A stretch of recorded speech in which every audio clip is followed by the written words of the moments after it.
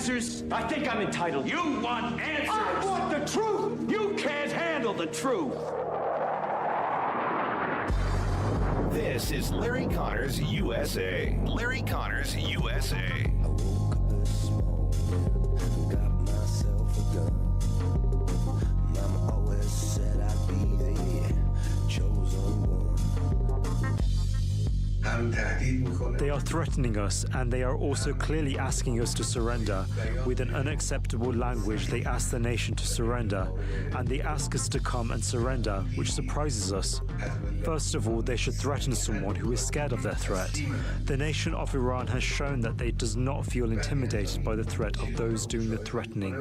Moments ago, Iran's supreme leader addressed his nation, saying Iran will not surrender. He also directly responded to President Trump. Ayatollah Ali Khamenei made this threat: let the Americans know that the Iranian nation is not one to surrender, and any military invention on their part will undoubtedly result in irreparable damage. The words of the Ayatollah in translation, and he's added more since then, stating that we will make sure we take care of every Israeli leader. Now, these are just words from a man hidden in a bunker. I'm not going to say he fears for his life, but he's hiding in a bunker and saying, we will take control of all of this. And there's more ahead for him. He might not exist. So far, Trump has not said we are in favor of taking him out. He's basically urging Israel, do not take him out. He's a religious leader that might inflame things more. And yet he's also the leader of state. It's a delicate balance. But what we have done, or have watched Israel do, take out all of the allied commanders around him, and then that would be all of his generals. And every time he appoints a new general, they last maybe 4 days. And then they're wiped out. The intel that Israel has from Iran and where to find these guys and the precision is amazing. We might someday in the future understand just how deep it went, how many Iranians were also involved in helping the Israelis, because the Iranians do not want to continue to live under this. They don't want to continue to live among rocks and rubble anyway. Back before 1979, before they stormed our embassy and the world went upside down and the mullahs came in charge, Iran looked like almost any Western country. Girls in bikinis at the beach, their hair being fixed the way they want, dating, education, all of that came to an end when the mullahs took over. And I think many Iranians who remember those days would love to go back to it. Those who never experienced it but have heard about it would probably prefer those. You know they prefer that more than death. But at this point, the attacks continue on Iran, and Israel, again, is carrying various attacks out. Israel has been primarily targeting military targets. In fact, that's all they've been targeting. They are probably getting some collateral damage. But every strike Iran has carried out against Israel has been primarily at civilian populations. Not anywhere near an oil port, an air base, a military facility, a command center, just trying to kill as many Israelis as they can. The death count is nearing, I think, above 100 plus in Israel. We don't know how many killed in Iran, but we do know some of those who were killed and those who would be leaders of their military. Thanks for joining us. Hour number one, Larry Connors USA. Here we are, June 18, 2025. And reminding you, when we're on the air, we're streaming video, and you can watch the program. You go to NewsTalkSTL, Rumble, Facebook, Twitter. Larry Connors USA, Rumble, or Facebook. And everything goes up as a podcast when we complete. Available at newscast or podcast locations anywhere, but we prefer you to use NewsTalkSTL or LarryConnorsUSA.com or Larry Connors USA Facebook, but that's your decision. Wherever you get your podcast, Simply search Larry Connors USA. We will be there for you. And reminding you, with Larry Connors USA, you're going to get news, analysis, opinion, and education. By the time we finish each hour, you're going to have more knowledge than you had when we started. That's a guarantee. Later in the second hour, a ruling today from the U.S. Supreme Court. 3 dissenting. It involves protecting our children from those who want to change their sex, their gender. It's all centers on a Tennessee case, but it's been closely watched across the nation. And there's a part of it that is not included in this case, this particular case, which still leaves children vulnerable. We'll break it down for you in the second hour. So today, President Trump was overseeing, he didn't have to oversee, but he wanted to go out and watch as they were erecting numerous flagpoles around the White House, again raising the stars and stripes. And he decided to take some questions from reporters. And one reporter starts with one of these stupid questions. You've been answered questions about whether you are moving closer, or you believe the U.S. is moving closer to striking Iranian nuclear facilities. Where's your mindset on that? I can't say that, right? You don't seriously think I'm going to answer that question? Will you strike the Iranian nuclear component? And what time exactly, sir? Sir, would you strike it? Would you please inform us so we can be there and watch?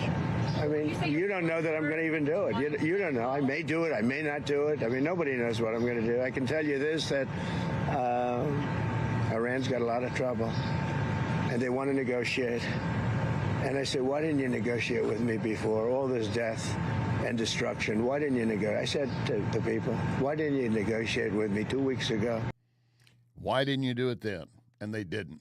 And you know, when he's answering that, reporter said, you expect me to tell you that?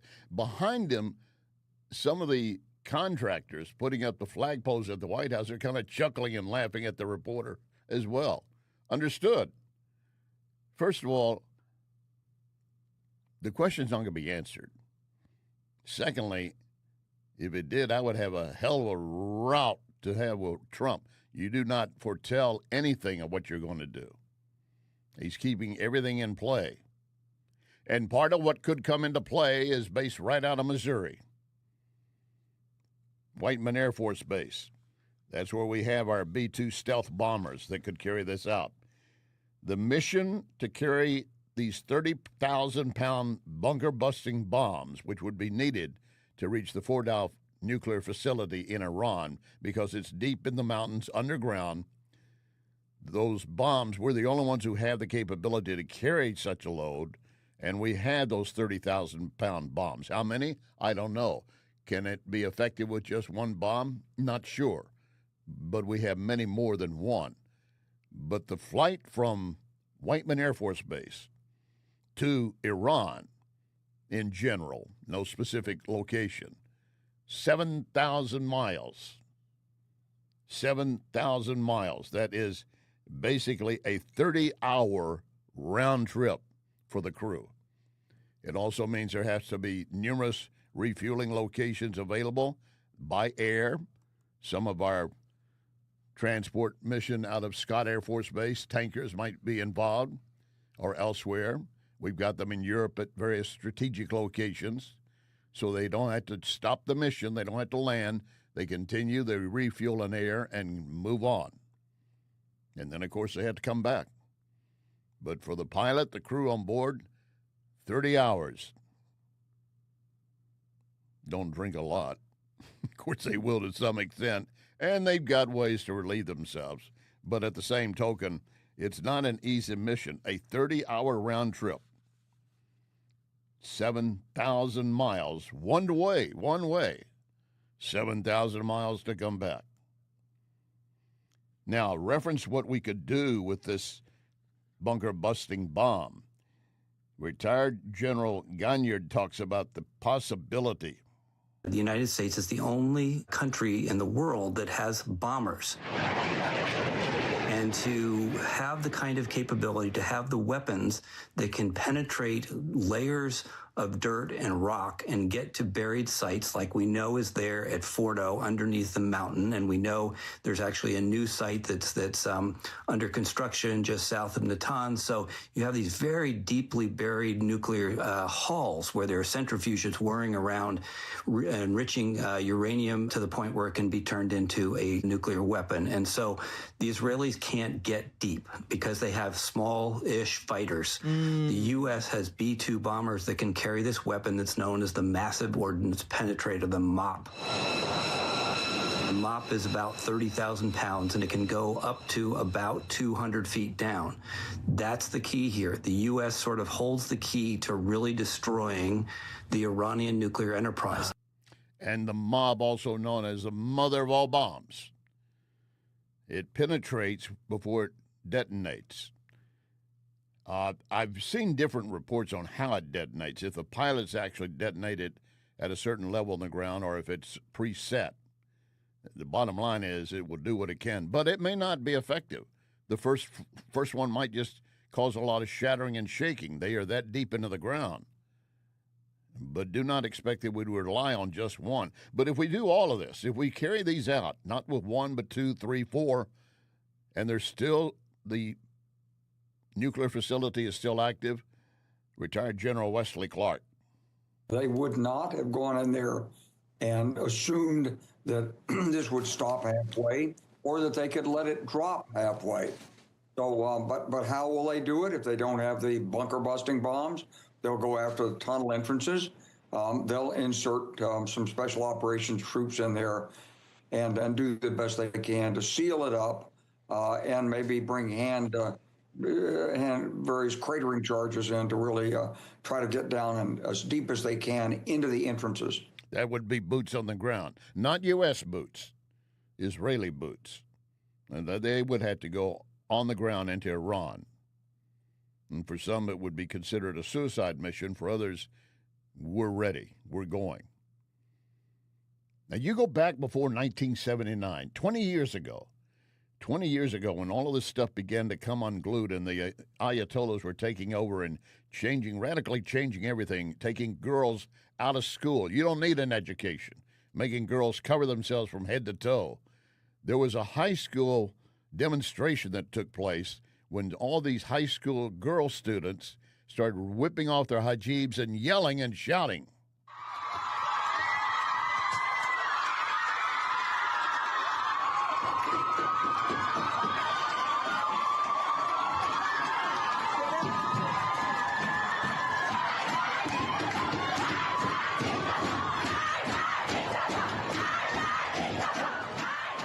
They're calling for death to the Ayatollah, and they want their freedom. How many of those girls are still alive or were not killed and captured later, right after that? I don't know. But that's how much they valued freedom. And then, of course, in this country, we also have sleeper cells that might be connected to Iran and other terrorist nations. This part of the issue that leftists always want to ignore, or they're ignorant of anyway. The invaders that came into our country were never vetted. Thank you, Joe Biden, for your open border. Then there is the criminal element that we know came in, which border czar Tom Homan says few Americans really understand. If they wore my shoes for the last 40 years, if they stood in the back of a tractor trailer like I did, surrounded by 19 dead people who baked to death, including a 5-year-old little boy who begged his father not to let him die, but that was the first child to die. When they stand back there and you smell it and you see it and you feel it, when they talk to little girls like I have as young as 9 years old that's been raped multiple times by the members of the cartel, when you get down and talk to that little girl like I did and you see everything innocent and pure, within her has been stolen, and she has no faith in humanity anymore. Her life will never be the same. Wear my shoes for 4 decades and see the travesties I've seen. Tom Homan, hard as granite, steel, and yet when he looked at his memory of that little girl, that precious little girl, his speech became halting. He had to take a breath to keep from crying. Then you got congressional representatives in our nation that say the U.S. is going about all this wrong when it comes to these raids, that we shouldn't be doing it. That's why they were all about the No Kings demonstration, wanting to try to block ICE raids. Ilhan Omar. To be coming out of our country. I mean, I grew up in a dictatorship. And I don't even remember ever witnessing anything like that. To have a democracy, a beacon of hope for the world to now be turned into one of the worst countries where the military are in our streets without any regard for people's constitutional rights, while our president is spending millions of dollars propping himself up like a failed dictator with a military parade. It is really shocking, and it should be a wake-up call for all Americans to say this is not the country we were born in. This is not the country we believe in. This is not the country our founding fathers imagined, and this is not the country that is supported by our Constitution, our ideals, our values. And we should all collectively be out in the streets rejecting what is taking place this week. In other words, get in the streets, protest, because this is all wrong. She's saying all the right things, but she's twisting them. Now, she was born in Somalia. She didn't get to the U.S. until she was 12 years old, so I don't know how much she has selectively ignored of her past in Somalia. But here she wants to make a comparison. Once again, Tom Homan talking about, you got to consider the human trafficking. They call the relative up, okay, we got your guy here now, got your brother here, you owe us $20,000. And they say, no, it's $10,000. Well, guess what? We're going to make it $20,000. If you don't pay it, we'll kill him. And they did. They would call relatives up and put them on the phone and listen to a relative get tortured and slowly killed because they pay the smuggling fees. So I can go on and on and on. Wear my shoes for 40 years, see what I've seen. You can understand my anger when you open up a border. When Joe Biden won the election, 6 months before the election, I wrote an op-ed at FoxNews.com. I said, if Joe Biden becomes president, we lose the border. And what does that mean? More children will die, more women will get raped, more aliens will die, more Americans will die, more public safety threats across the border, more fentanyl is going to get in the country. I call it because I've seen it for 4 decades. So when people will say, well, you're angry, why are you so emotional? Because you don't know what I know. Yes. And Omar Ilhan does, but she wants to ignore it. Coming up, what's going to be left of Iran when the current conflict comes to an end? I've got an expert for you. Lock and load, ready on the right.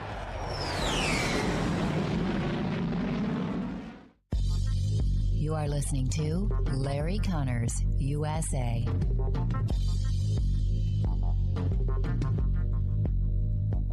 In all these years that Wellington Environmental has been my sponsor, I've never mentioned their duct cleaning services.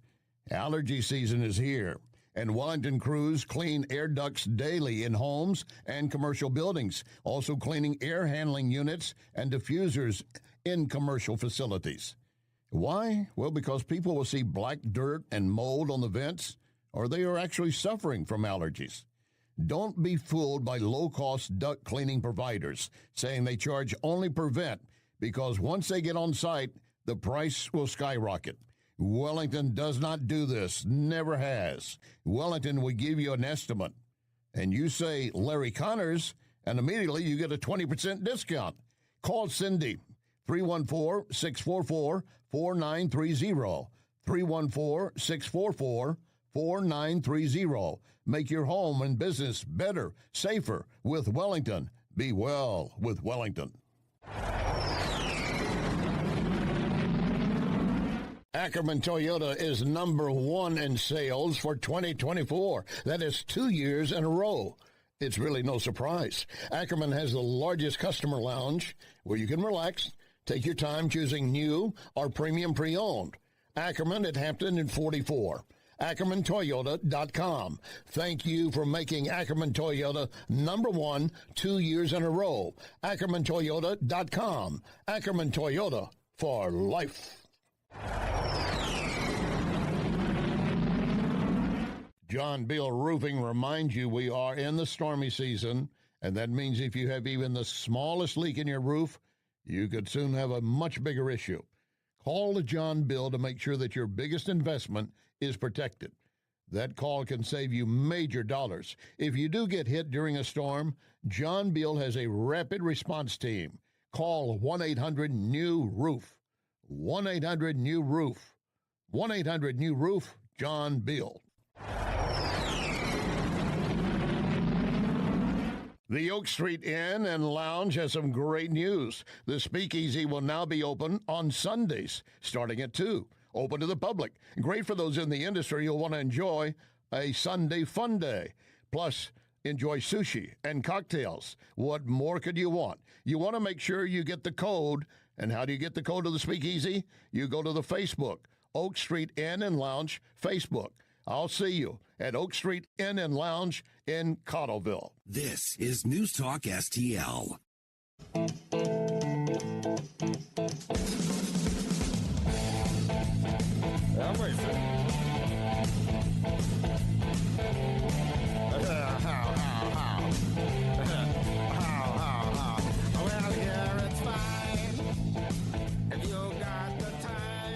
This is Larry Connors USA. Larry Connors USA.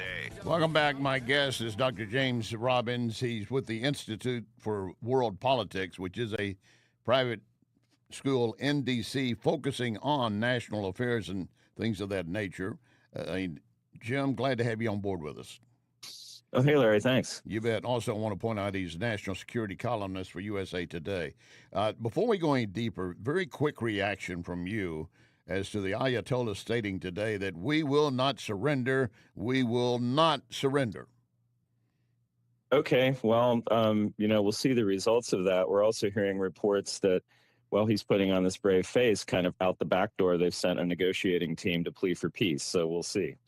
And he's doing it from hiding in a bunker. But Trump says, we know where you are, and I have no doubt we do. Probably we have really good intelligence. Maybe it came from Israel, but it's not like these days you can really hide like that. The other thing, in fact, I'm seeing a report that I noticed earlier today that Trump has said he's been encouraging Netanyahu to keep going, but he's also on record as saying, don't really want to kill the Ayatollah, mainly because he's a religious leader in addition to being head of state.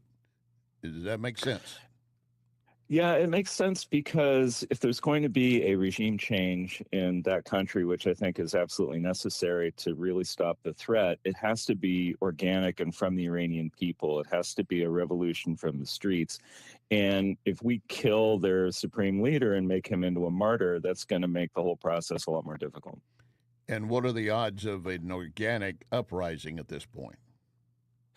Well, I think the Iranian people aren't really happy with their government. It only keeps them in place through, terror tactics and secret police. They don't have a lot of freedoms. The Ayatollah has led them to this day of when they're seeing parts of their country being taken apart. I think the Israelis have been very smart in that they're restricting their targeting to military targets and security targets, so they're not like indiscriminately bombing neighborhoods like the Iranians are doing. And so I think the Iranian people notice this and say, hey, maybe we can get our freedom. And the real key point as to why the attacks are underway is because Iran insists on having a nuclear weapon. Whiteman Air Force Base here in Missouri is a base for the B-2 bombers. They'll be making a 30-hour round trip to Tehran in that area to drop the mother of all bombs, maybe more than one, different flights. If Iran would just simply say, we do agree we're not going to continue and we'll give you full and free unannounced inspections, which they claim they were going to under the JCPOA agreement they had with Barack Obama. But the UN Security Council even called them out the other day saying you were lying to us for the last 2 years. Yeah, they're never going to give on that issue. That's what brought us to today is they absolutely refused to negotiate that with President Trump. They said we have a right to do whatever we want. And when the IAEA called them out, I guess it was last week, and saying, hey, you're doing things that you're not authorized to do, they said, you know what, we're going to double it. We're just going to do some more. We don't care what you say. And how does that ripple across the rest of the Middle East nations? I don't think there's any country in that part of the world that wants Iran to have a nuclear weapon. I mean, if Iran did get a nuclear weapon, Saudi Arabia would have one the next day. Sure, I mean, these are bitter. When bitter you say enemies. when you say they would have it, you mean they would start working on it, or they're that close that they could do it? I think they'd call up their friends in Pakistan and say, "Hey, you got any spare weapons?" Right. You know? And Pakistan does have nuclear weapons, as does India. And, of course, they had their own little border skirmish the other day. But then what that also tells me, and tell me if I'm wrong on this assessment, the other Middle East nations, they don't fear Israel having a nuclear weapon because they don't expect Israel to do a preemptive hit on anyone. Oh, absolutely. I mean, that's what it gets down to in this deterrence game is whether someone is actually going to use the weapons. I mean, with Iran, you really can't trust that either they won't use it or that they won't use a terrorist proxy group to use it. It's just so sketchy. Some of their ideological beliefs about the end of the world and the apocalypse are, that's a little too extreme. With the Israelis, everybody knows they have them for self-defense and they need them for self-defense, and they're not going to use them. So with Israel, people aren't that upset about it. You're listening to Jim Robbins with the Institute for World Politics. When you're talking about the apocalyptic ending, I was reading some remarks by the Ayatollah basically saying that it is okay to rape any captives you have before you kill them so you can make sure they don't go to heaven. Well, I mean, it just tells you the kind of people that we're dealing with. I mean, they think it's okay to do it just in general, with any kind of people that fall under their control. They have child marriages. I mean, we could go on about the strange things. And by the way, these are not Persian things. When we talk about the Iranian people rising up. I'm glad you pointed that out. Good. Go ahead. I'm sorry. Well, yeah, these are things that have been brought to them by this extremist Islamist ideology that controls the government. This isn't like Persian tradition. If you go back to the time of the Shah, you had a completely westernized, completely modernized society. And I think people want to get back to that.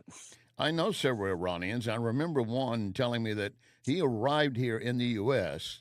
The day that a day or two after maybe, they had taken over our embassy, and the cab driver noticed he looked a little bit skittish, a little nervous. Said, "What's your problem?" He said, "Well, I fear people will hate me because I'm from Iran." And he said, the cab driver told him, said, "We don't hate you. We hate what your country and your leadership did." That man right now is one of the strongest American supporters I know, flying the flag every day, vowing allegiance to this country, thankful he's here. Oh, yeah. I think a lot of the immigrants who have come here fleeing oppression, come here legally, and love this country, make some of the best Americans. And a lot of these people are great supporters of President Trump. And I think they're part of the cadre who are really saving this country, are some of these new arrivals. You point out in one of your writings that what is happening could spell the end of the theocratic regime in Iran, which would be great. And you say it's the only way to guarantee they will never build a nuclear weapon. Oh, 100%. If we go in there, even if we get in there and destroy the Fordo installation, even if we wipe out all their stuff, they can rebuild it. Look at North Korea, one of the poorest, most backward, crazy places in the world, and they have about 50 nuclear weapons that they built. It's the regime that's the problem. We can take out their toys, right? I mean, we can take out their tools, but they're just going to keep doing it. They will just get right back to it. We'll get another administration that's soft on Iran, that'll hand them billions of dollars or what have you. Right. And they're going to get right back on track. So until that regime is gone, we will not have gotten to the root of the problem. And you nailed on it, the fact that Obama sent in the middle of the night $1 billion in various currencies and denominations to Iran, claiming that we owed it to them because of what we had taken from them after they took over our embassy. Why? Because he said the world court would have ruled against us anyway. I said, the hell with the world court. We keep the money. Yeah, and all of that stuff with the, we have frozen funds that we owe them and whatnot. Well, what do they owe us for, being behind blowing up the Marine barracks in Beirut, for the hostage crisis, for Khobar Towers, for giving weapons to the militants in Iraq that killed our guys? I mean, what do they owe us? Well, speaking about what they have left, supposedly they may be down to less than 3,000 rockets and missiles available now. Do you see Russia or China, anyone trying to supply them additional weapons at this point? Maybe covertly they might try to, but Russia and China have been kind of silent on this. I don't think they want to get a piece of this, especially if the United States is going to be involved. It really doesn't get them a lot if they start supplying weapons to Iran, because then they're part of it, right? And I think Russia needs its weapons right now. Yeah. They still have their own hot war. And China does not tend to get involved in things like this. The Chinese have traditionally played things very cool. I mean, ever since the Korean War when they did get involved. But after that, they kind of learned their lesson. And so they work very much undercover. So we'll see. Summation questions. When this is over, what will be left of Iran as we know it? Well, I would hope that what we have is a free, democratic Iran with a new coalition government and, maybe a figurehead ruler like the Crown Prince Pahlavi might go back. I think that would be like a best case scenario and good relations with the U.S. And people may not think that's possible, but look at Syria. I mean, a year ago, they had the Assad regime, which had ruled that thing for over 50 years and, were bitter enemies of ours. And now they have a new government, headed by a former terrorist who's suddenly like our best friend. So we can see. Well, that raises the other issue. Are we nation building? Well, there's nation building and nation building. I mean, it's not like we're going to march in there to Tehran and, raise the American flag and impose a government and a constitution like we did in Iraq. This has to be an organic, street level, from the people kind of effort in which the United States supplies encouragement, diplomatic recognition, and then some kind of multilateral arrangement for development where other countries in the region start to bear the burden of rebuilding it. All right. Jim Robbins with the Institute for World Affairs, World Politics, I apologize. I want to thank you for your expertise, sir. My pleasure. Thank you. We'll probably get back to you in a future date. All right. In the meantime, Israel is destroying buildings making centrifuge components near Tehran. Khamenei still insisting, we will never surrender. Yeah, well, that's what he says from his bunker. Coming up, Maxine Waters said, we don't have any violence in our country.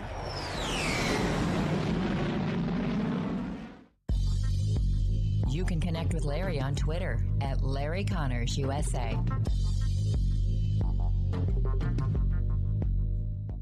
I've got a phone number for you and a website where you can take a free, quick survey to learn how to use artificial intelligence, AI, to put your company on a fast track to the future. Here's the number.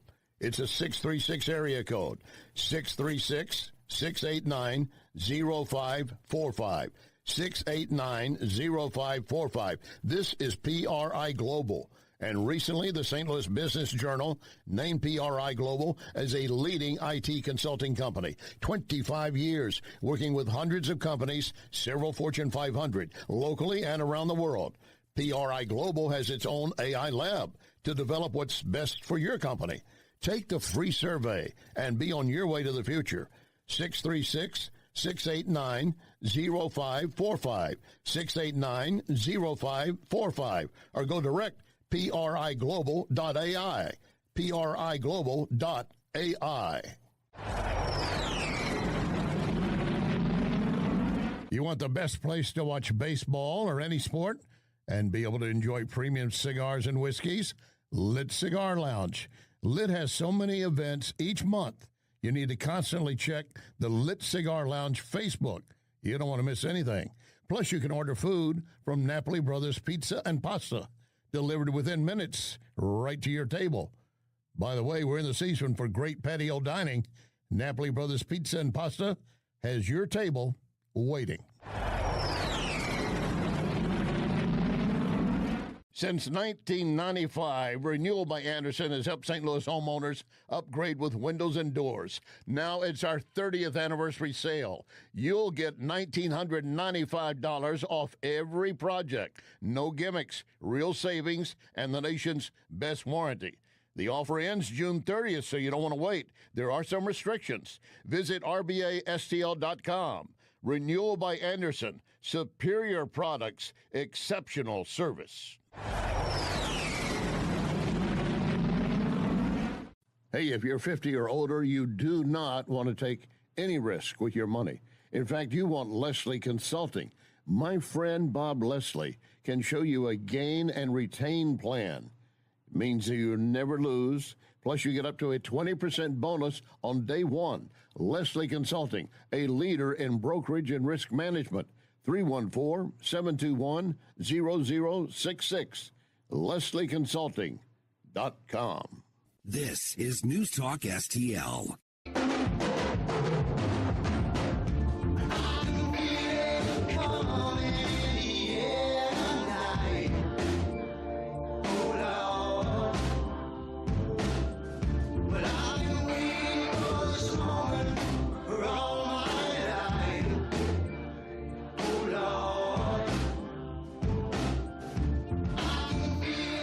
This is Larry Connors USA. Larry Connors USA.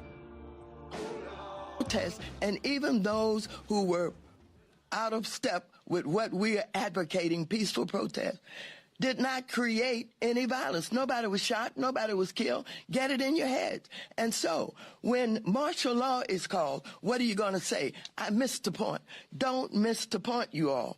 Don't think that somehow, because they called out the National Guard, there was violence. There was no violence. I was on the street. I know. And I went from downtown detention back out into the community, talking to people what happened in Paramount, what happened in Compton, what happened in Inglewood. So, first of all, get it straight. And don't just rely on what you're being told or the few incidents that you saw. Yeah, don't pay attention to the few incidents you saw of patrol cars burning, Molotov cocktails being thrown into businesses, assaulting, attacking police, federal agents, and get your facts straight from a good source like Congresswoman Maxine Waters. Yeah, right. You'd have to get me really drunk for me to start accepting everything she said. Now, she might not have seen any violent thing, but she does admit there are those who might have stepped out of line. We just wanted to have a protest. That is acceptable. You can have that. That's your freedom of speech. But when you start impeding traffic and attacking civilians or police officers, you have gone beyond the line, and you know it. And, of course, she ended up going to one of the detention centers because she insisted, I have a right to go in there and see some of these people. No, you don't. Not unless you make an appointment, and then as a congresswoman, we'll make an allowance for you to come in when she insisted that she had a right, just like others have. And they get so weak when they're actually confronted with something solid. For instance, California Congressman Padilla, the other day, who stormed into the Kristi Noem conference while she was addressing a crowd, a gathering, I should say, mostly news people, and he was storming in and shouting and yelling things that many folks go, what's going on? And many of her security guard and the agents had no idea who this guy is. He doesn't seem to be wearing anything indicating he is a congressman, or if he did, he was hiding. Who knows? But they grabbed him and wrestled him to the ground and handcuffed him and took him into custody outside. And he was relating the other day to someone about what happened to him, and he got so tearful. I was just so mistreated. They didn't treat me like it should treat members of Congress. If you don't act like a member of Congress, you're not going to get treated like a member of Congress. Maxine Waters, are you hearing me? Same thing for Congressman Jeffries, who claims, violence has its place, and we know when and how to use it, but we're not really doing anything right now. The targeted and tragic attack directed at two Minnesota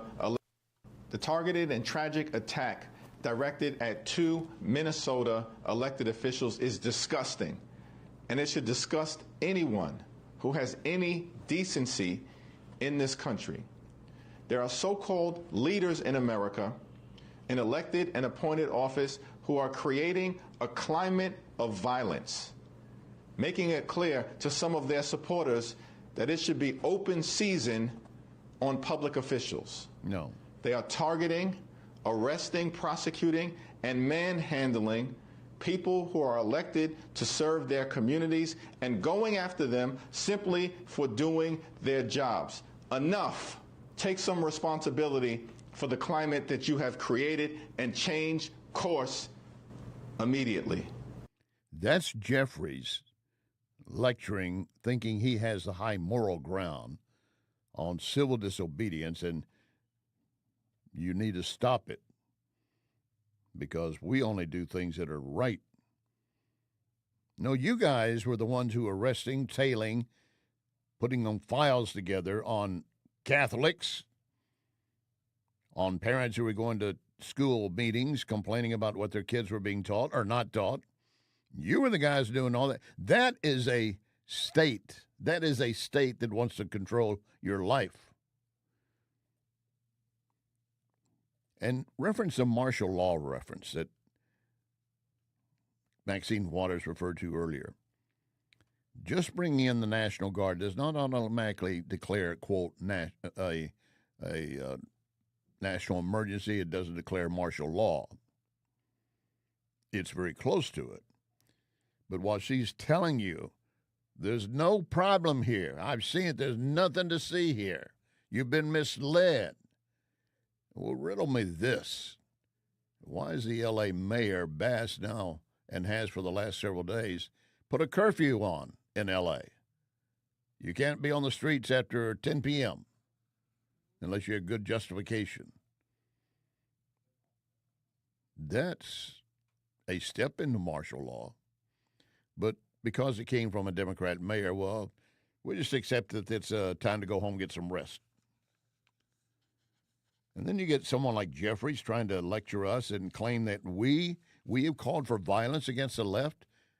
The 2 Minnesota lawmakers shot the other day, one killed. They were shot by a guy that, according to his own friends, said he would not want to be called a Democrat.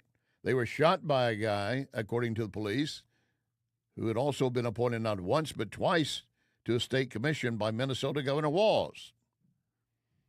They were shot by a guy who obviously got triggered, deranged on some point.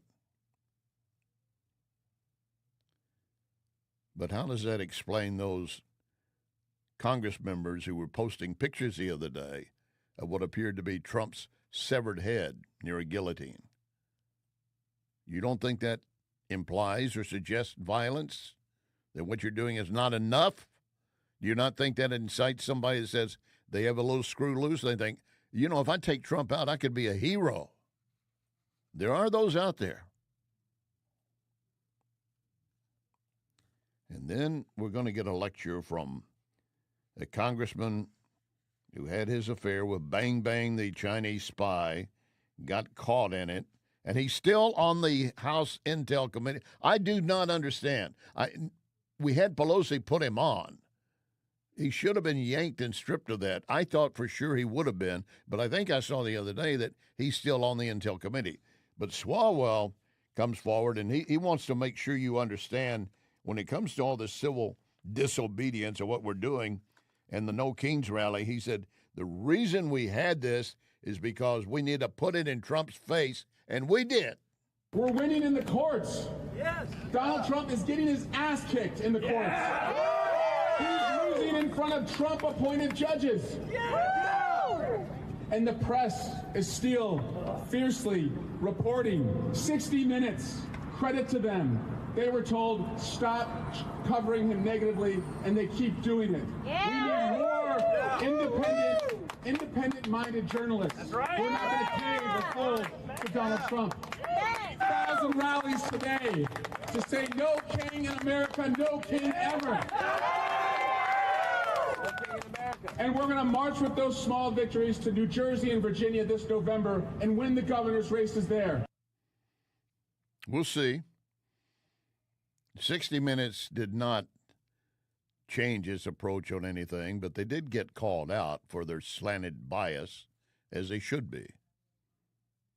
And that's when Scott Pelley did his valedictorian speech at Wake Forest College, which was really just a mess of jumble. And I've always had a lot of respect for Scott Pelley.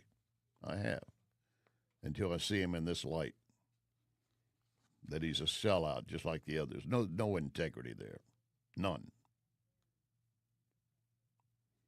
I'd mentioned earlier about one Iranian man I know that came here right after the Iranians took control of our U.S. embassy and held our hostages, including a local man, Marine Rocky Sickman, at that point.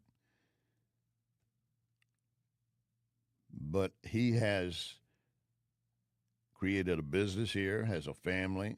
He is a full patriot. There's a recent social media post of someone, American probably, verbally chastising another man because he is wearing a shirt with the U.S. flag and Trump on it. Wait till you hear what happened. That story when we continue.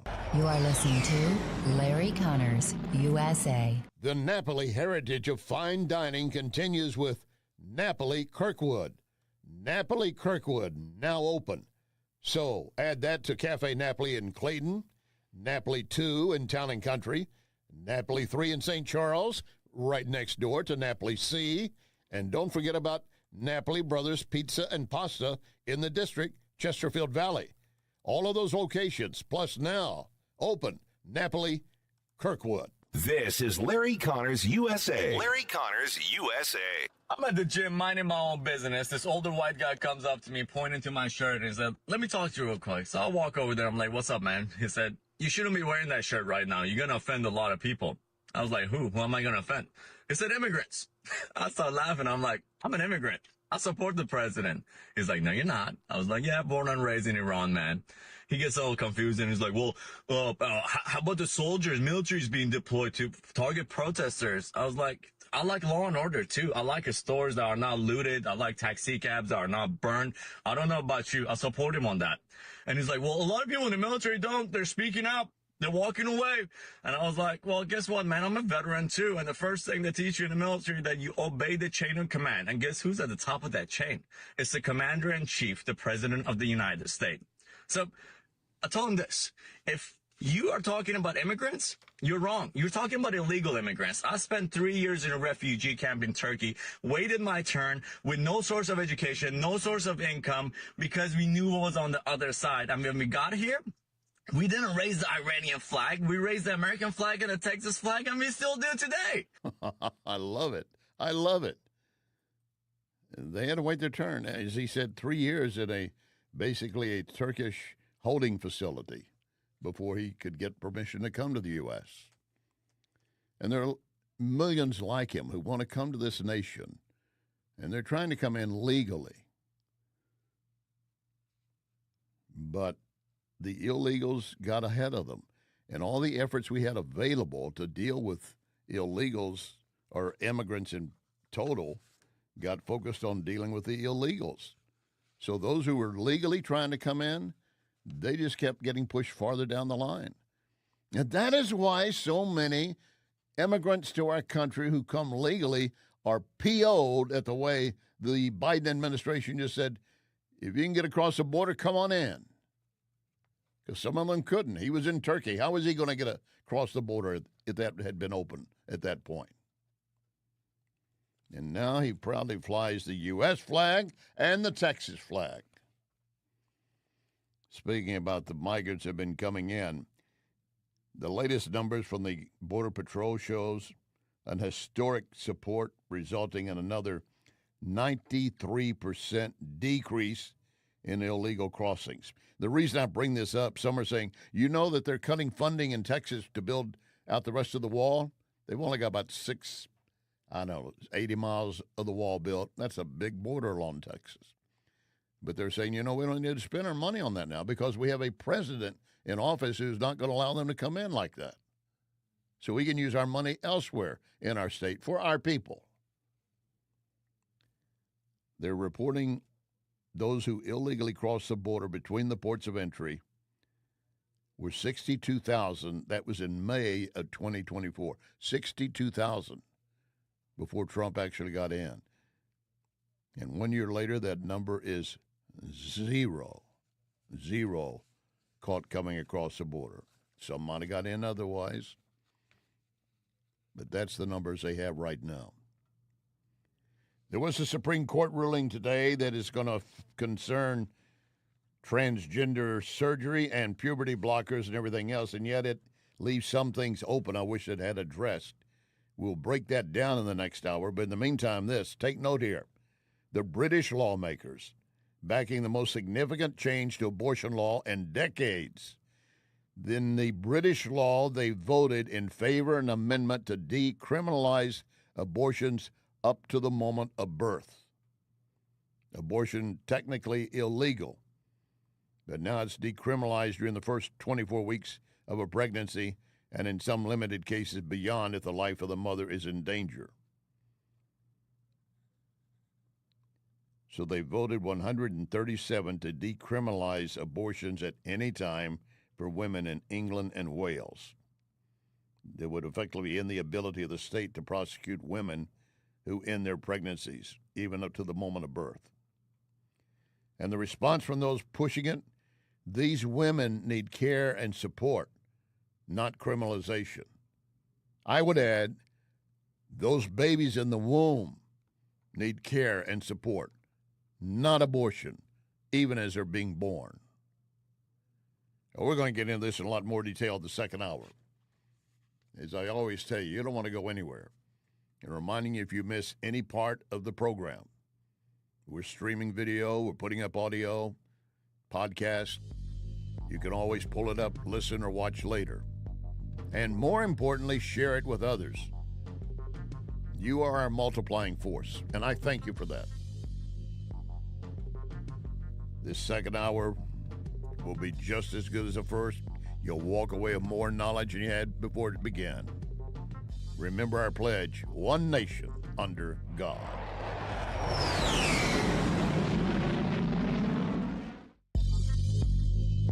You can hear podcasts of this program at Larry Connors USA Facebook. Larry Connors USA Facebook. John Beal Roofing reminds you we are in the stormy season, and that means if you have even the smallest leak in your roof, you could soon have a much bigger issue. Call John Beal to make sure that your biggest investment is protected. That call can save you major dollars. If you do get hit during a storm, John Beal has a rapid response team. Call 1-800-NEW-ROOF. 1-800-NEW-ROOF. 1-800-NEW-ROOF, John Beal. You and I might have something in common, back pain. I can tell you where I go for help, Esquire Sports Medicine, the spine of St. Louis. They can put athletes back on the field so they can clearly help us. Esquire Sports Medicine, hands-on chiropractic help on Big Bend, just north of Highway 40, 314-644-0885, EsquireSportsMedicine.com, EsquireSportsMedicine.com. Great patio season to enjoy any of the Cafe Napoli locations. How about the Napoli Brothers Pizza and Pasta in Chesterfield? Enjoying coal-fired pizza, nothing else like it. Napoli Brothers Pizza and Pasta in Chesterfield. A few doors down, Lit Cigar Lounge, where you can enjoy premium cigars and whiskeys. Check the Lit Cigar Lounge Facebook for details, plus gift cards for friends. I'll see you at Lit Cigar Lounge in Chesterfield. Ackerman Toyota is #1 in sales for 2024. That is 2 years in a row. It's really no surprise. Ackerman has the largest customer lounge where you can relax, take your time choosing new or premium pre-owned. Ackerman at Hampton and 44. AckermanToyota.com. Thank you for making Ackerman Toyota #1 2 years in a row. AckermanToyota.com. Ackerman Toyota for life. It's that time of season when families, businesses are moving. For local or long distance, I endorse McGuire Moving. Get a date set soon before the schedules are booked. 314-241-0600. 241-0600. McGuire is constantly giving back to our veterans, such as Support Dogs for Our Brave. So with McGuire, you're getting excellent service and helping our vets. McGuireMoving.com. So many times, Vincent's Jewelers has helped me surprise someone special. Vincent's locally owned can do the same for you, and you don't have to break the bank to get something really nice, maybe even customized. The smile you're going to get back from that special someone, priceless. Check VincentsJewelers.com every day because new items are arriving and there are special deals. Vincent's, my only jeweler. VincentsJewelers.com. VincentsJewelers.com. I can tell you how to get a free quick quiz to see how artificial intelligence can boost your company's potential. You go to priglobal.ai. priglobal.ai. St. Louis Business Magazine listing PRI as one of the leading IT companies, and PRI has its own AI lab to develop what your business needs. priglobal.ai. priglobal.ai. This is News Talk STL.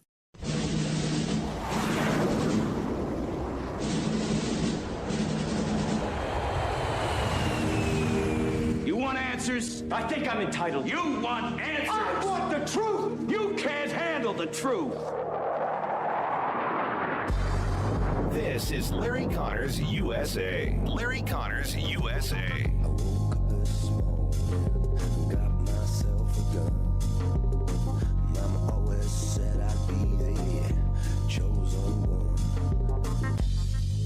You've been answered questions about whether you are moving closer or you believe the U.S. is moving closer to striking Iranian nuclear facilities. Where's your mindset on that? I can't say that, right? You don't seriously think I'm going to answer that question? Will you strike the Iranian nuclear component? And what time exactly, sir? Sir, would you strike it? Would you please inform us so we can be there and watch? I mean, you don't know that I'm going to even do it. You don't know. I may do it. I may not do it. I mean, nobody knows what I'm going to do. I can tell you this, that Iran's got a lot of trouble, and they want to negotiate.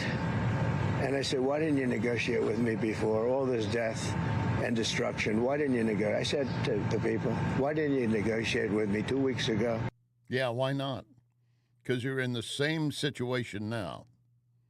They could have had not lost so many Iranians, much less their leadership, and the leadership threatened. They would still be a lot stronger. You look at where they are now compared to 2 weeks ago, they are not the same. They're being decimated. Every time they have one of the Iranian Revolutionary Guard promoted, they get killed. Your promotion comes with a death sentence. How do you like that? Put the bars on and then hunker down because they're going to get you. Trump has already warned Khomeini. He said, I know where you are. Now, when he says that, he might actually know himself, or he knows that we do know through Israeli intel. And Israeli intel has been superb. And what they're doing beyond that right now, just in the skies over Iran, they're getting no resistance, none. The air batteries that Iran was going to try to use against the Iranian jets, not working, not capable. 60 jets over Iran just today, wiping out of other missile batteries if they were trying to put them back in operation. And when it comes to dealing with this nuclear power facility or where the enrichment plant at Fordow, Israel said, we're going to hit it with or without U.S. bunker busters right from Missouri. I'll give you more details on that as we move forward. Welcome to hour number 2, Larry Connors, USA. Here we are, June 18, 2025. And with Larry Connors, USA, you get news, analysis, opinion, and education. You're going to know a lot more when we finish this hour than you did as we began. I'll make sure of it. And in fact, one of the stories coming up later, a detailed look at the latest SCOTUS ruling that will protect children from some transgender activities, but not totally. And I regret that.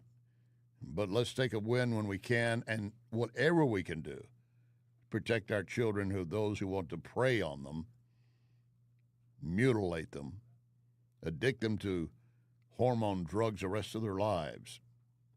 We'll get into that in more detail.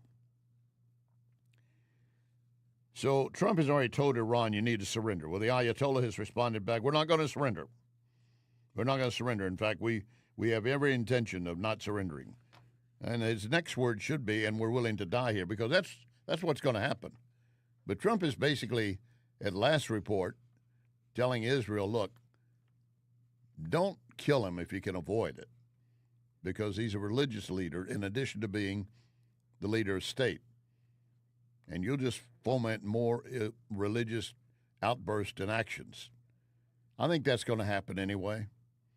I don't think even if he is allowed to live, you're going to see the jihadist movement disappear. It will go underground, and it'll look for an opportunity to pop up later, taking as many casualties as it can. But again, Trump to Iran, just surrender. Just surrender. Well, they're not going to. Yet, there are apparently teams they have sent forward to go through back channels to Israel and or the U.S. saying, how do we get out of this? Well, you get out of it, first of all, by saying we will stop pursuing any plans to make a nuclear bomb. That's a start. But then that's got to be backed up. That's back to Ronald Reagan's approach. Okay, I trust you'll do that, but we're going to verify it. And you're not allowed verification in your country for years. Even when you said you were, you weren't. So we'll trust but verify. Retired General Jack King says, here's really the option or long-range plan that probably sits in front of the U.S. The United States and Israel has no intention of conducting a ground invasion of Iran, similar to what we did in Iraq and Afghanistan, the purpose of which was for regime change, was for occupation, which led to nation building. And the length of that protracted the war, and that is a lousy taste people have in their mouth about it. But that's not on the plan here for anybody. This is an air campaign by Israel, and if the United States get involved in it, we are supporting that air campaign with a limited but very focused attack on maybe one or two of their buried facilities. And that's it. Yeah, understood. And then we would have to prepare for retaliation, was what you're just describing. The assets in the region are not only to protect our troops that are in those multiple bases, 40,000, but also to retaliate against Iran, and that would be quite decisively if they attacked us as a result of our participation in the campaign, or just attacked us in general. And you know what? They have not done that. Iran has not tried to go after additional air bases and airmen, U.S. citizens outside the immediate region, and those scattered across the Middle East, because they know we don't want to cross that line, because Trump and the U.S. will definitely get involved. At this point, maybe we can keep them on the side. Well, look into Missouri. The hangar doors are opening up. A B-52 bomber rolling out, loaded with a mob, mother of all bombs, 30,000-pound bomb that can go deep into terrain, then explode. That's how you're going to get to this Fordow nuclear facility that's still in operation in Iran. It's a 7,000 one-way trip to Iran, 7,000 back, nearly 30 hours in flight for the crew, refueling along the way with air tankers, probably coordinated by Scott Air Force Base. But they're right there in Missouri, central Missouri. And they will be sent in, if they have to get to that Fordow nuclear plant. If they go in with one of the 30,000-pound bunker busters and it doesn't penetrate as deep, doesn't do as much damage, what happens then? Well, they maybe try a second, maybe a third. And in the end of all of that, if none of that works, what happens? Well, retired General Wesley Clark. They would not have gone in there and assumed that this would stop halfway, or that they could let it drop halfway. So, but how will they do it if they don't have the bunker busting bombs? They'll go after the tunnel entrances. They'll insert some special operations troops in there and do the best they can to seal it up and maybe bring various cratering charges in to really try to get down and as deep as they can into the entrances. That would involve ground troops, not U.S., Israeli ground troops, special ops. You do recall that at one of those facilities underground, 2 years or so before it happened, a desk was put in place in one of those underground facilities, rigged with explosives. And it went off at a timed event, disrupting and killing a couple of the nuclear scientists. And it sat there for 2 years. You got to give your hand of appreciation to Mossad at the Israeli intel. In the meantime, investigating the Biden White House, that is beginning to ramp up with everything else that's going on. The Biden White House, the actions of Biden and the White House near the end, crimes involving the Biden family, Biden's mental ability as he was supposedly leading our nation over the last 4 years. Senator Chuck Schumer says this is just a reason for the GOP to focus on this. What do you make of the Republicans holding this hearing on President Biden's cognitive abilities tomorrow and talking about the 25th? This is the kind of coarseness that America doesn't like, and they're just unrelenting in diversionary actions. This has nothing to do with cutting Medicaid costs, cutting Medicaid help, helping clean energy, keeping hungry kids fed. Yeah, and everything you said has nothing to do with dealing with what Biden did to our country. There's your distraction. Chuck Schumer. In the meantime, the DOGE effort continues, trying to rip into every contract, find out if it's stable, if it's doing what it should, are the taxpayers being ripped off. In one testimony in front of Congress, Secretary of Treasury Lutnick was being questioned by Rhode Island Senator Reed. And it's been reported in the press that you are insisting on personally reviewing every commerce contract over $100,000? That is true. Well, that seems to be something that is not particularly efficient, and that results in the 5,700 contracts just in NOAA. So, again, if you can't find reliable support to do those reviews, I think you're wasting your time, frankly. So I am tasked with the responsibility of my department, and contracts over $100,000 should be reviewed by the secretary.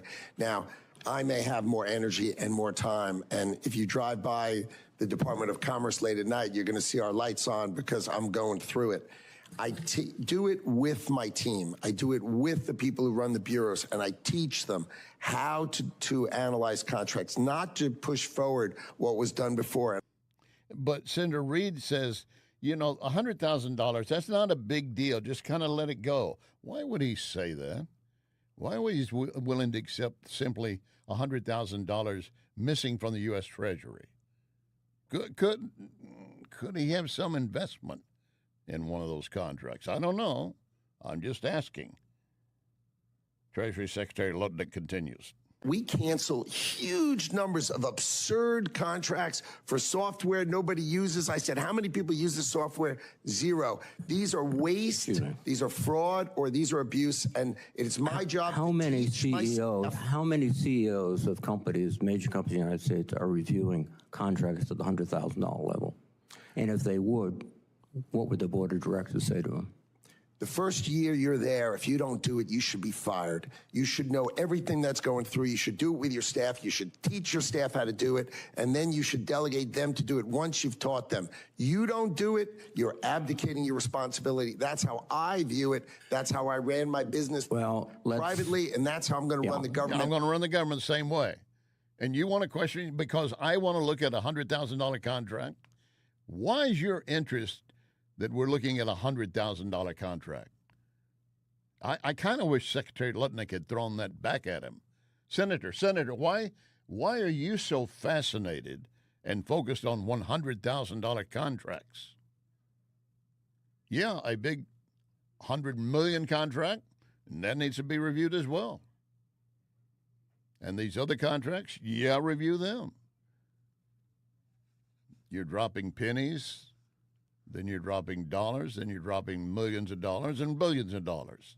If you're not doing due diligence to find out where it's going, is it being spent well?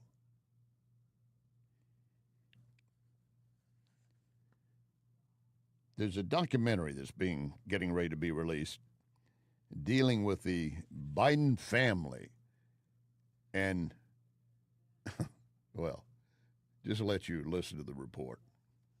The Hungarian government has announced that they will be releasing a documentary exposing the USAID scandal. The movie will focus on revealing how USAID funneled millions of dollars into ideological movements in their country. They claim that political organizations and liberal media, which claim to be independent, received money through USAID to promote Democrat agendas such as illegal migration, transgenders, and war stances. Orban's government says USAID is working with George Soros's Open Society Foundations in the plot. And we knew that. And now, because this documentary is coming out, it's going to tie a lot of the loose ends together, possibly. It'll be denounced. I know that. It'll be criticized. And it may be faulty. I don't know. I haven't seen it. But anything that lifts up the rocks to see what's under here, what slime has been living here, what's going to come out next if we don't dig it out now.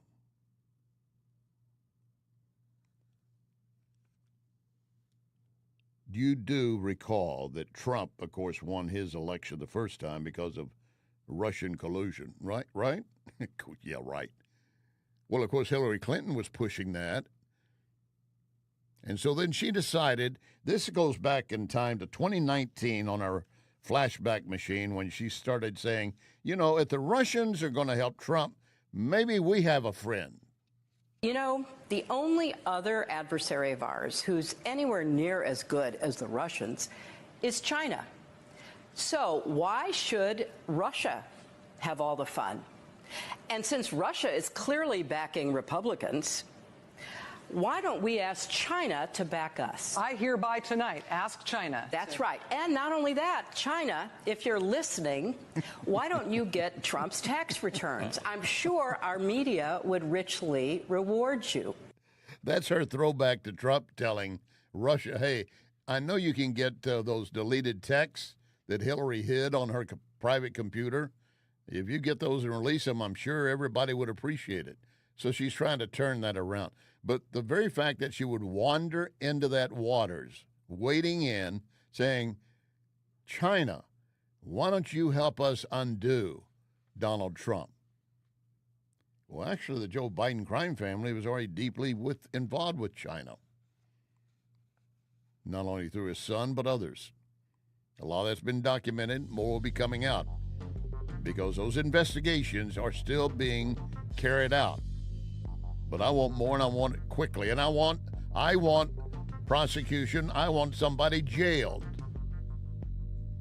Coming up, a Supreme Court ruling. A notice to other states if you're going to harm children. Lock and load. Ready on the right.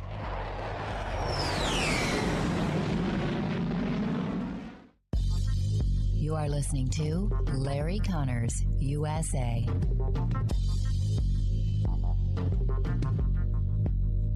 I want to tell you more about Wellington Environmental's dustless blasting services.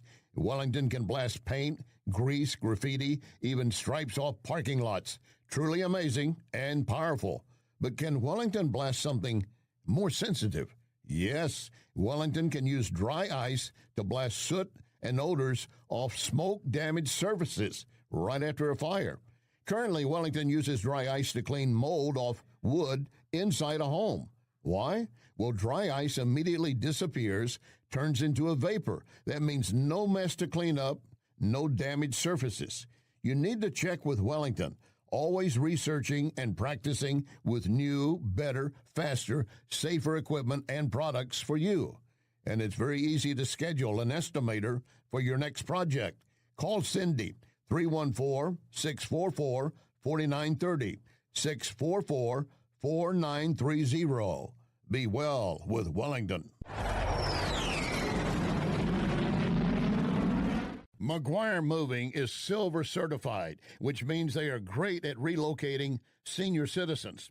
In fact, McGuire is a household name because McGuire understands the stress involved when moving older adults. So if you or family members need help moving, I highly recommend McGuire Moving. 314-241-0600. 241-0600. Get a free in-home estimate. McGuireMoving.com. Back pain? Follow me to Esquire Sports Medicine, where they've got your back. Esquire is the oldest sports medicine clinic in St. Louis. Dr. Draghi and his team of chiropractors can get you back to work, back to life without the pain. New patients usually scheduled within 24 hours. 314-644-0885. 644-0885. EsquireSportsMedicine.com.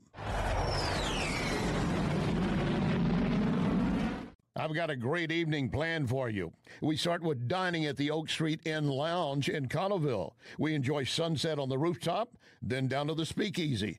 Just one visit, you're going to see why I'm always talking about the Oak Street Inn and Lounge. Plus, you might want to plan a staycation, a romantic getaway. Check out OakStreetInnandLounge.com for various events this summer. Oak Street Inn and Lounge, Cottleville. Oak Street Inn and Lounge, Cottleville. This is NewsTalk STL.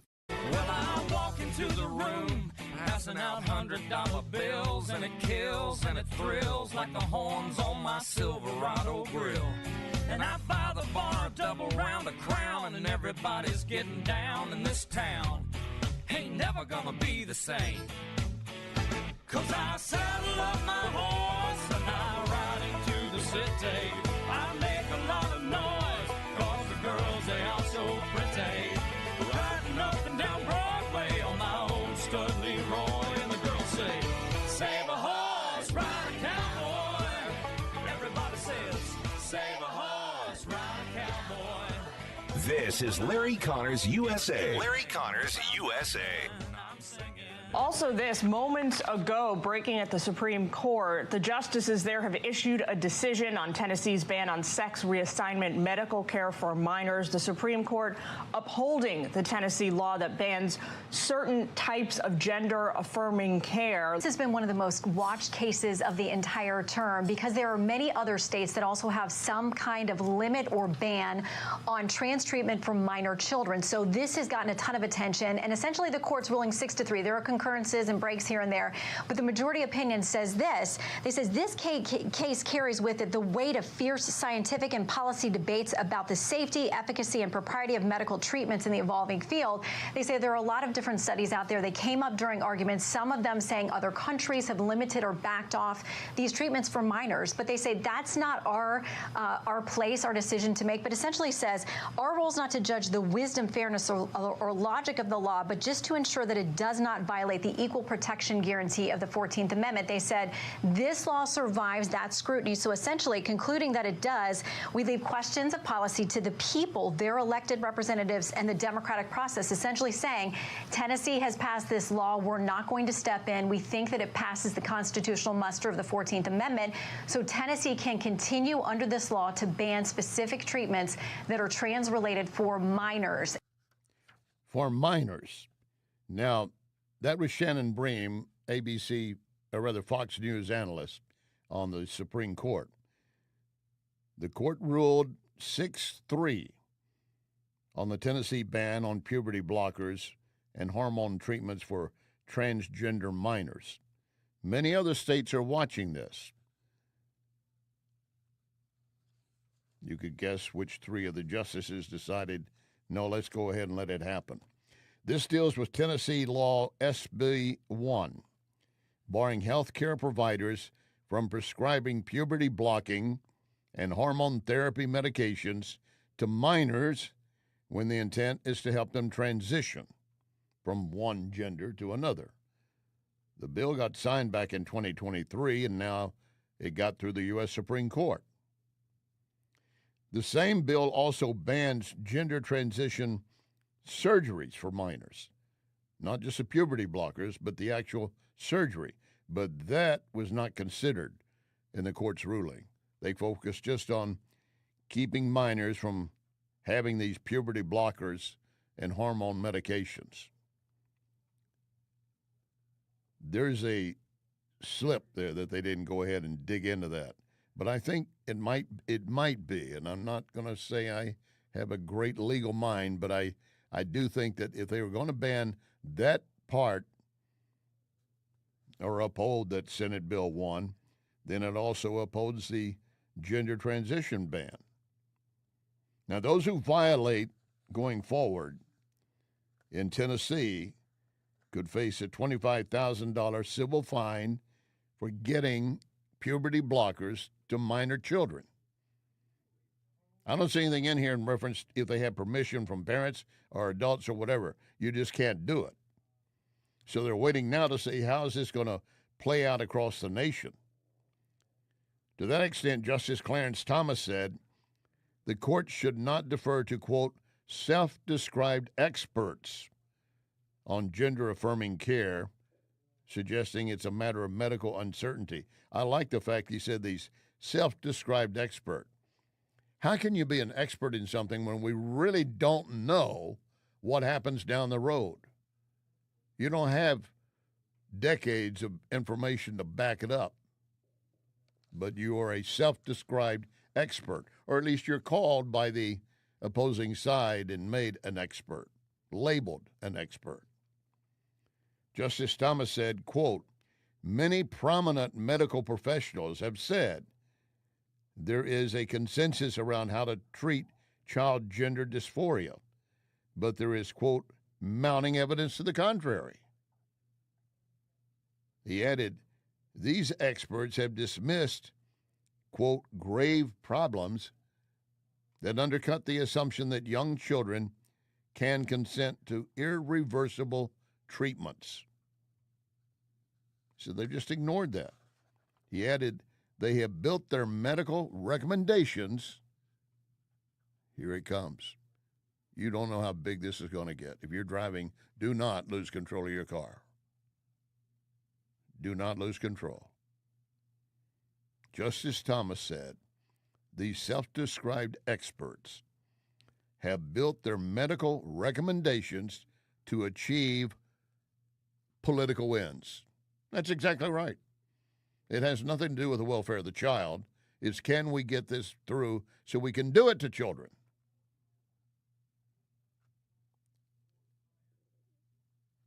This now rejects a challenge that was brought by the Biden administration, finding that the Tennessee law does not amount to sex discrimination, requiring a higher level of constitutional scrutiny.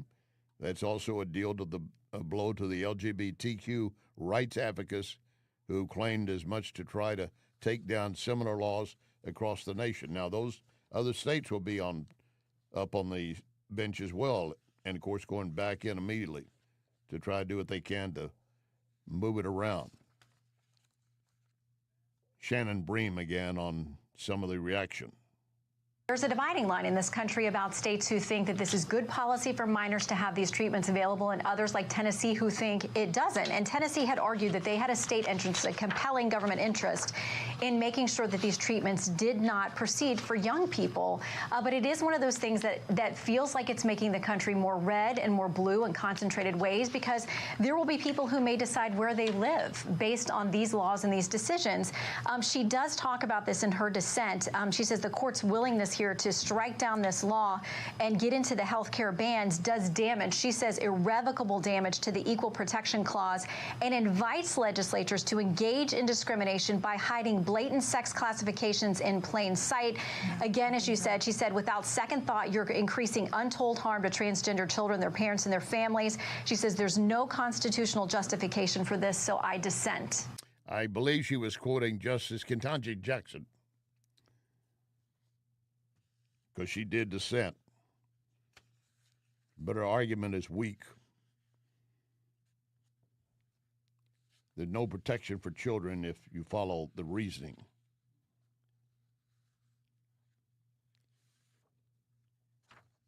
The UK government had made a ruling back in 2024,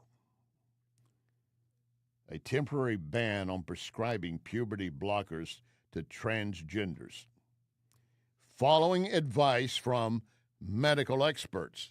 So here you have medical experts on one side saying children should be able to have this. They need it. They want it. Let them have it. Experts in the UK, apparently, I think, smarter than some that are here, saying, no, you don't give this to minors. The decision applying to England, Scotland, and Wales means all of the medications will only be allowed in clinical trials. There will be no use of puberty blockers for the minors. But there is that part of Senate Bill 1 out of Tennessee that did get dismissed by the court. Shannon Bream. So for right now, what it's saying is none of the puberty blockers can be done. None of those hormonal things can be offered to kids. Maybe there's another legal fight to come over the surgery aspect of this. But Tennessee has been kind of one of the forerunners and leaders in this. And there have been cases, as you guys know, because we've covered them, about people going inside these hospitals and whistleblowers and people saying there are things going on here that are in violation potentially of the law. So this now gives Tennessee the full-throated support of the Supreme Court to say, your state has decided to do this. It passes constitutional muster. Now, as a state, you can enforce it. Good, good.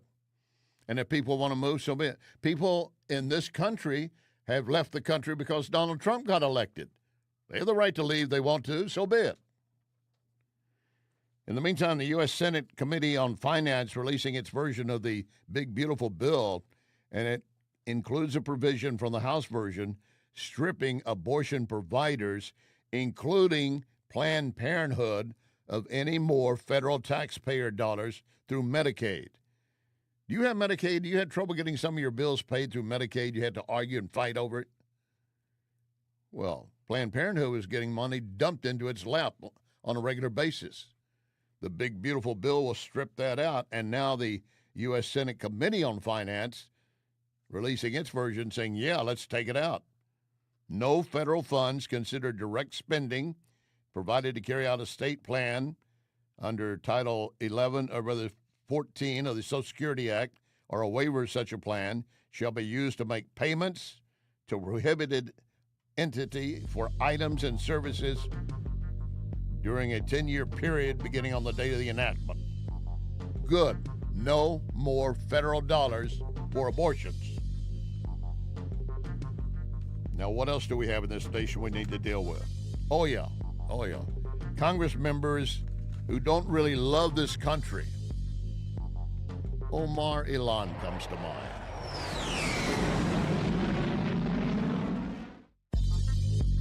You can connect with Larry on Twitter at Larry Connors USA.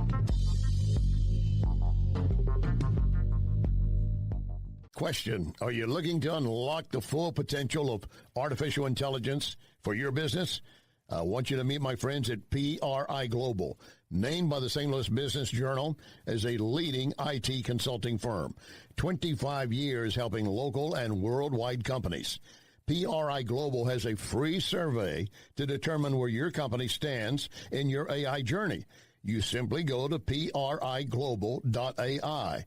priglobal.ai. And I also have a phone number, so get ready to copy that number. And I'll remind you that PRI Global has its own AI lab, creating, adapting, developing, pushing the boundaries for what AI can do for you. Here's the number, 636-689-0545. 636-689-0545. Or visit priglobal.ai. priglobal.ai.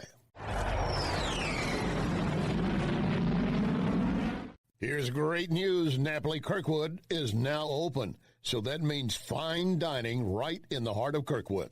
So you have the original Cafe Napoli in downtown Clayton, Napoli 2, Town and Country, Napoli 3 on the streets of St. Charles, right next door to Napoli C, plus Napoli Brothers Pasta and Pizza in the Chesterfield Valley. All of those locations, and now adding Napoli Kirkwood. What a great place to dine. Napoli Kirkwood, now open. Since 1995, Renewal by Andersen has helped St. Louis homeowners upgrade with windows and doors. Now it's our 30th anniversary sale. You'll get $1,995 off every project. No gimmicks, real savings, and the nation's best warranty. The offer ends June 30th, so you don't want to wait. There are some restrictions. Visit rbastl.com. Renewal by Andersen. Superior products, exceptional service. You've worked hard for your money, so protect it. Meet my friend Bob Leslie and ask about the Gain and Retain Plan. Leslie Consulting, 40 years in the St. Louis area as a leader in brokerage and risk management. Call 314-721-0066, 721-0066. Oh, and ask Bob how he was the L.A. Dodger #1 pick. LeslieConsulting.com. This is News Talk STL. Never would have hitchhiked to Birmingham if it hadn't been for love. Never would have called the train to Louisiana if it hadn't been for love.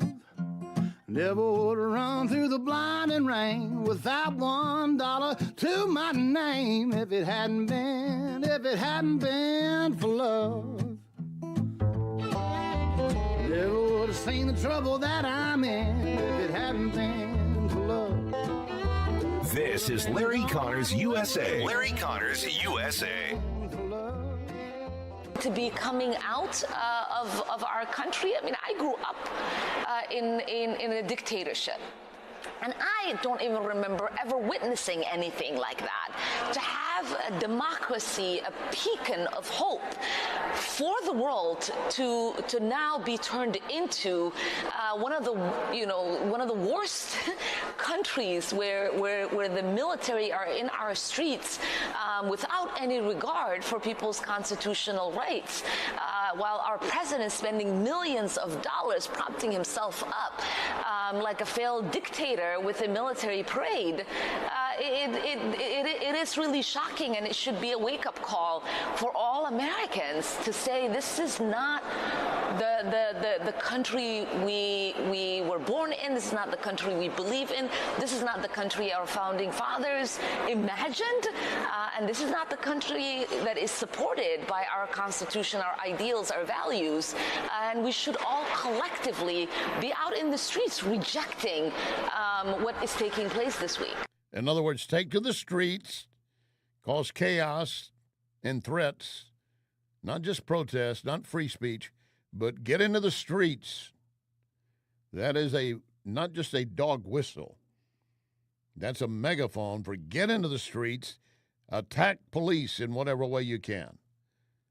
And she said, this is not the country we have under Trump right now that we were born in.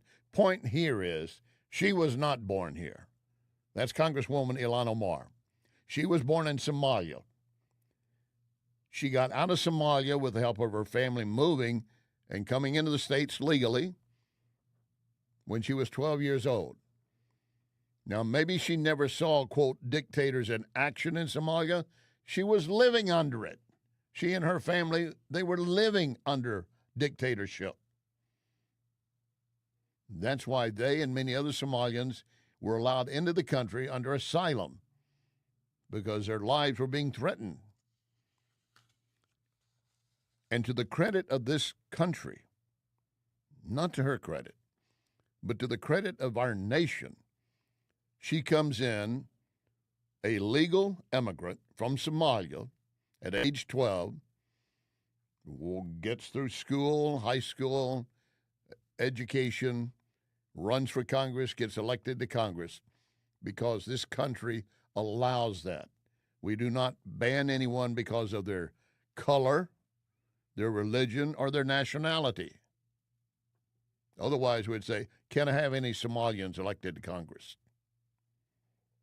She's an official U.S. citizen. But you wouldn't know it by listening to her. The way she's calling out Trump and what's happening now, you would think she's still in Somalia. She has no idea.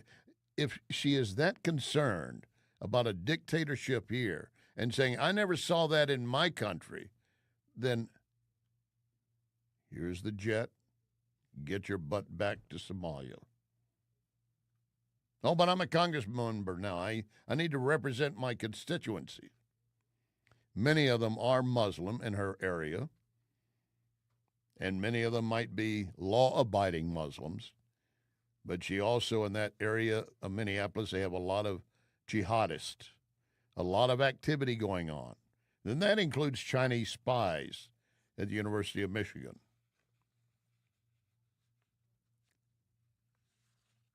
And, of course, stand up and fight against what's being done to America by Donald Trump. How about this? How about we stand up to what's happening and has happened in Massachusetts dealing with illegals? The numbers are out for the fiscal year 25. The governor of Massachusetts is on course to spend $1 billion on that state's emergency shelter program for migrant families. Make that illegal families.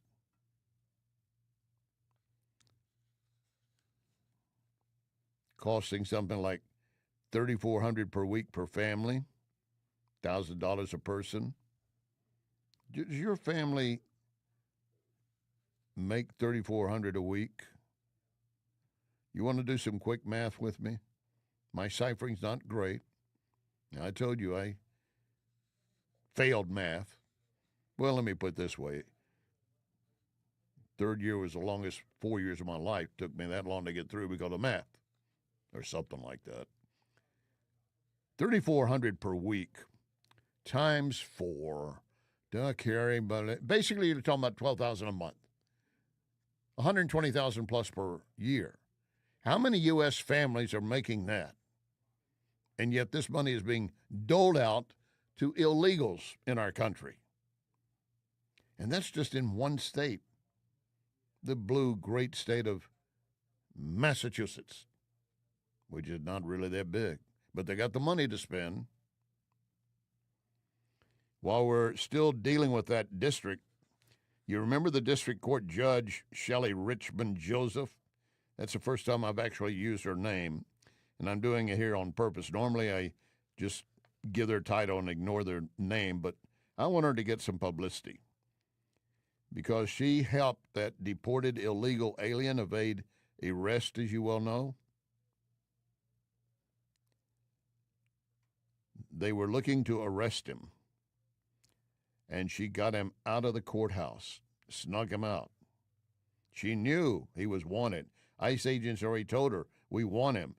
We want him because he's already been deported once. He should be grounded up and deported again. And she helped him get out a back door of the courthouse to evade the ICE agents. Now the lawyers for the Massachusetts Commission on Judicial Conduct are recommending that this judge be stripped of her $207,000 annual salary. You do the crime, you got to pay for it. At $207,000, she might be better off going into the migrant housing in Massachusetts and getting $120,000+ a year. No work, just hang around, get your food. Arnold Schwarzenegger, of course, former California governor, Republican, was on The View recently. He said, we have all these issues because we don't have immigration reform. He said, Democrats and Republicans need to come together and solve this issue. And I agree with that. But in the meantime, you don't throw the borders open as Biden did. And those who are here illegally should be rounded up and moved out. And the Ag Secretary, Brooke Collins, saying today, Yeah, we do have a large percentage of them, not a large percentage, but 50% of our workforce in ag involves illegal labor. And out of that constitutes maybe 5 to 8% of total illegals in the country. They didn't come here to work on a farm. But it would hurt ag businesses.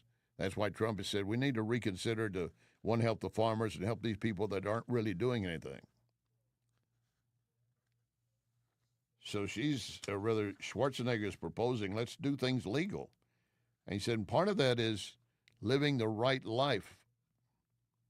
And by that, he's talking about if you came into this country, he said these foreigners, they're not smart. Because when you come to America, you're a guest. You behave like a guest.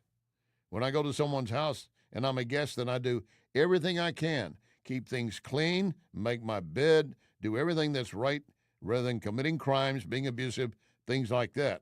You have a responsibility as an immigrant to, one, recognize you're a guest, two, to give back to America if you can, do something for your community. Raping, slashing, killing, they think that's apparently an acceptable give back.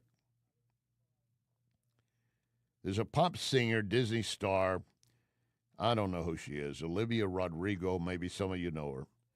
She's denouncing the ICE arrest and deportation of the killers, or rapists and child abusers, and she insists Los Angeles simply wouldn't exist without immigrants. Really?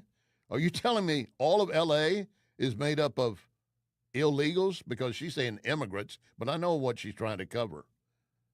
There might well be a large number of immigrants in L.A., but I'm more worried about the illegal immigrants. But see, when they throw it all together like this, how can you be against immigration? I'm not against immigration. I'm against illegal immigration. But she says if you didn't have the immigrants, you would not have Los Angeles. Twilight Zone just disappears overnight. There was a movie made, you might recall, A Day in Los Angeles or with California Without Mexicans. People waking up, their labor wasn't there to trim the lawn, make the bed, and everything else. It's kind of a spoof, and at the same time made a very clear point. Then you have the illegals who come here wrong in the way they get here. But not only that, but then they also want to bring in drugs, traffic children, and commit crimes against Americans and even members of their own community. And we had those coming from foreign nations, like Congresswoman Omar, who came here legally under asylum. And then you have a story of a man who came here legally. He's Iranian. And he tells a story about he's in the gym working out, wearing a particular T-shirt, and he gets accosted, as he says, by an older gentleman. He better not be looking at me when he said an older gentleman, but here's what he had to say. I'm at the gym minding my own business. This older white guy comes up to me, pointing to my shirt, and he said, "Let me talk to you real quick." So I walk over there. I'm like, "What's up, man?" He said, "You shouldn't be wearing that shirt right now. You're going to offend a lot of people." I was like, "Who? Who am I going to offend?" He said, "Immigrants." I started laughing. I'm like, "I'm an immigrant. I support the president." He's like, "No, you're not." I was like, "Yeah, born and raised in Iran, man." He gets all confused and he's like, "Well, how about the soldiers, military's being deployed to target protesters?" I was like, I like law and order too. I like stores that are not looted. I like taxi cabs that are not burned. I don't know about you. I support him on that. And he's like, "Well, a lot of people in the military don't. They're speaking out. They're walking away." And I was like, "Well, guess what, man? I'm a veteran too. And the first thing they teach you in the military that you obey the chain of command. And guess who's at the top of that chain? It's the commander-in-chief, the president of the United States." So I told him this. If you are talking about immigrants, You're wrong. You're talking about illegal immigrants. I spent 3 years in a refugee camp in Turkey, waited my turn with no source of education, no source of income, because we knew what was on the other side. And when we got here, we didn't raise the Iranian flag. We raised the American flag and the Texas flag, and we still do today. Great. We raised the American flag and the Texas flag, and we still do. We didn't raise the Iranian flag. Iran itself, the people, the culture, very rich in history, Persian-based.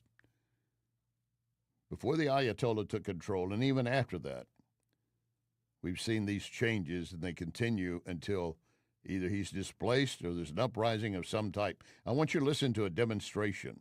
This took place a couple of years ago when young schoolgirls in this demonstration were facing death because they had teachers watching them, but they were taking their hijabs, throwing them off, running up and down the hallways, shouting.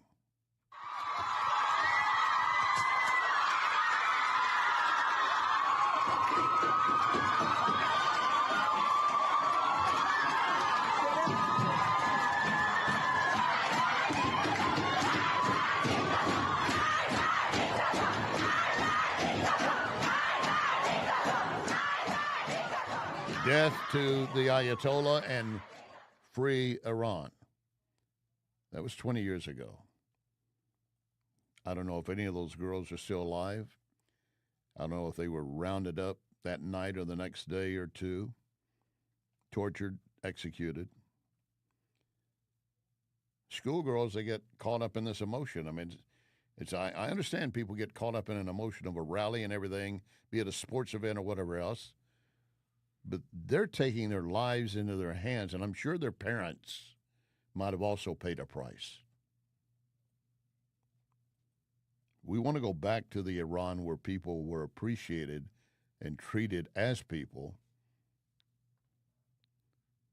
And right now, the latest reports that Israel continues to hammer the Iranian centrifuge production sites, saying that regime has crossed every red line. Trump is saying, I've given Iran the ultimate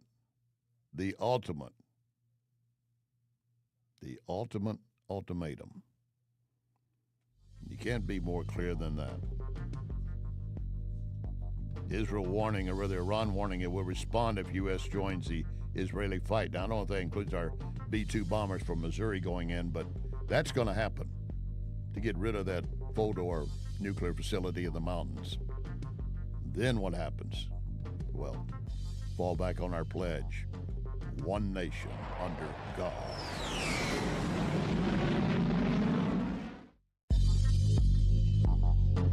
You can follow Larry on Larry Connors USA Facebook. Larry Connors USA Facebook.